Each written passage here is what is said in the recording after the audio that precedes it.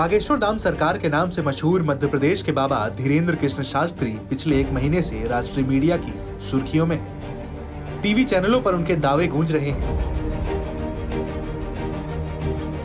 वहीं इस समय सोशल मीडिया पर धाम में 125 जोड़े के सामूहिक विवाह की तस्वीरें वायरल हैं। खुद मध्य प्रदेश के सीएम शिवराज सिंह चौहान बेटियों को आशीर्वाद देने पहुंचे थे।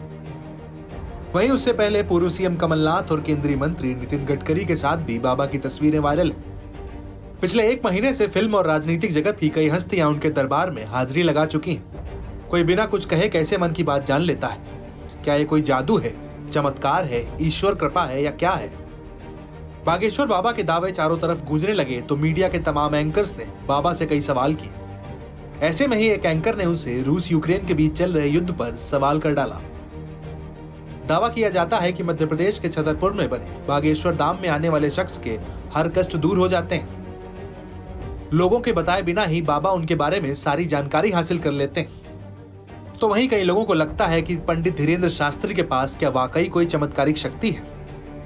ये रहस्य, ये आस्था और अंधविश्वास के बीच वो महीन डोर है जिसे समझ पाना मुश्किल है।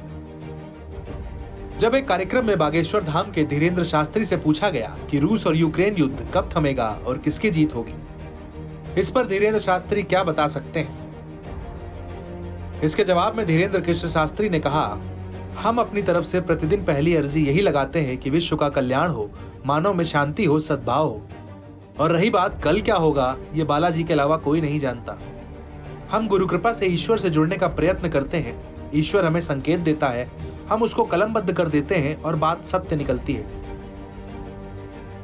फिर जब उनसे पूछा गया कि उन्होंने रूस और यूक्रेन की पर्ची क्यों नहीं निकाली, तो उन्होंने कहा, हमारे पास कोई रूस यूक्रेन की अर्जी लगाने वाला नहीं आया। अगर कोई आएगा तो पर्ची निकालेंगे। ये तो विश्व कल्याण की बात है। आपको बता दें कि धीरेन्द्र कृष्ण शास्त्री को बागेश्वर धाम महाराज के नाम से जाना जाता है। इनमें आस्था रखने वाले उन्हें बालाजी महाराज, बागेश्वर महाराज, धीरेन्द्र कृष्ण शास्त्री के नाम से भी बुलाते हैं। इनका जन्म 4 जुलाई 1996 को मध्य प्रदेश के छतरपुर के गड़ा गांव में हुआ। यानी अगर उम्र देखें तो ये महज 26 साल के हैं।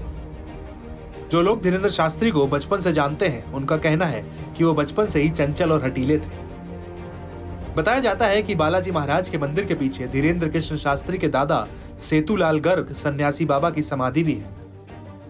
कहा जाता है कि धीरेन्द्र कृष्ण शास्त्री के दादाजी सिद्ध पुरुष थे। वो हर मंगलवार और शनिवार को इस मंदिर में दिव्य दरबार लगाते थे। खुद धीरेन्द्र शास्त्री भी 9 वर्ष की उम्र में दादाजी के साथ इस मंदिर में जाया करते थे। उन्होंने उनसे ही राम कथा सीखी, इसलिए वो अपने दादाजी को अपना गुरु मानते हैं। अपने दादाजी की तरह बागेश्वर धाम महाराज भी हर मंगलवार और शनिवार को दिव्य दरबार लगाने लगे और फिर इस दिव्य दरबार में लोग अर्जी लगाने लगे और उसके बाद आज की तारीख में बाबा के दरबार में लाखों लोगों की भीड़ जुटती है।